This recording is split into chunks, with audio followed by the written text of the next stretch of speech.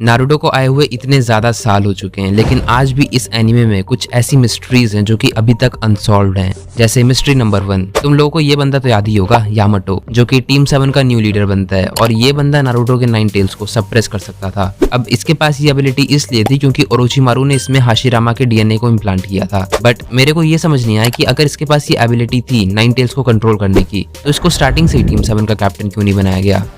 बात तो सही है। इसका आंसर हमको एनीमे में कभी भी नहीं मिलता। मिस्ट्री नंबर 2, ये अकात्सुकी रिंग्स तो याद ही होंगी। सीरीज के स्टार्टिंग में हमें ऐसा दिखाया गया था कि जैसे ये बहुत ही ज्यादा इंपॉर्टेंट है और इनका कोई ना कोई स्पेशल पर्पस तो है ही। इनफैक्ट तोबी और जत्सु सासुरी के मरने के बाद उसकी कॉर्प्स से सिर्फ इस रिंग को लेने वापस आते हैं। मतलब ये रिंग स्टार्टिंग में तो काफी ज्यादा इंपॉर्टेंट थी, बट बाद में क्या हुआ, आई थिंक ये सिर्फ अकात्सुकी का फैशन बन के रह गई। मिस्ट्री नंबर 3, सीरीज के स्टार्टिंग में जब टीम 7 को ककाशी ट्रेन कर रहा होता है तो ककाशी नोटिस करता है कि साकुरा काफी ज्यादा स्किल्ड है चक्रा कंट्रोल में और इसीलिए वो एक गेंजुत्सु टाइप की है। इनफैक्ट सुनाडे भी कहती है कि साकुरा is well suited for genjutsu, but बाद में साकुरा एक मेडिकल निंजा बन जाती है। आई थिंक नारुतो के राइटर किशिमोतो पहले साकुरा को स्ट्रॉन्ग बनाना चाहते थे, लेकिन फिर बाद में उन्होंने सोचा कि नहीं, ये ट्रैश ही सही है। मिस्ट्री नंबर 4, आखिर रॉक ली ने कोनोहा एकेडमी का फाइनल एग्जाम कैसे क्रैक कर लिया?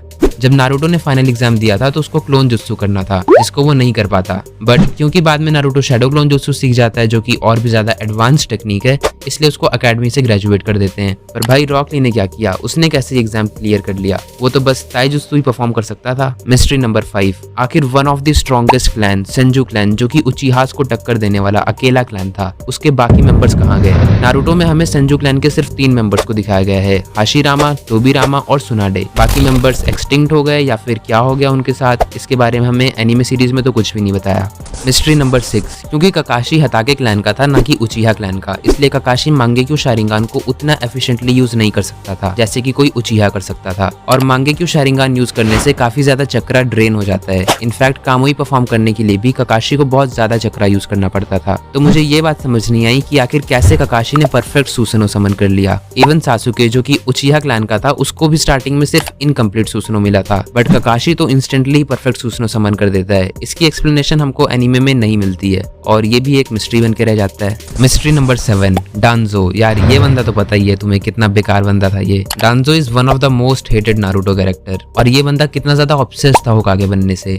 बट एक बात ये सोचने वाली है कि अगर ये इतना ज्यादा ही ऑब्सेस्ड था होकागे बनने से, तो जब थर्ड होकागे की डेथ होती है तो उसके बाद ये होकागे क्यों नहीं बनता? ये मौका इसने कैसे छोड़ दिया? It was the perfect opportunity for him to become Hokage. But हम लोगों को दिखाते हैं कि परविसेज और नारुतो सुनाडे को ढूंढने चले जाते हैं, क्योंकि नेक्स्ट होकागे सुनाडे बन जाती है। मिस्ट्री नंबर 8, नारुतो में इटाची की डेथ का रीजन एक इलनेस बताया गया है, जिसकी वजह से उसका जो चक्रा रिजर्व होता है वो काफी कम हो गया था। लेकिन ये कौन सी इलनेस थी और इटाची को कैसे हुई थी, इसके बारे में हमें एनिमे सीरीज में कुछ बताया नहीं है।